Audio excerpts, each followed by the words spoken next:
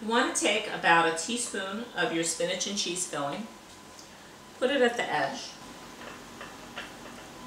and I like to do 3 at a time. Just find it to be a little bit more efficient, but you could do 1. And we're going to be folding these so that they look like triangles. So you take the edge and you want to take that edge and bring it over to the opposite corner. And you'll see that it comes out looking like a triangle. You want to, again, brush it with butter, dip it in your sesame seeds, and place it on your tray.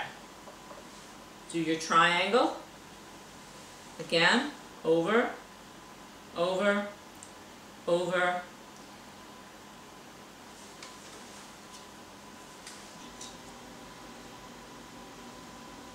Brush it with butter, dip it in sesame seeds, and place it on your tray.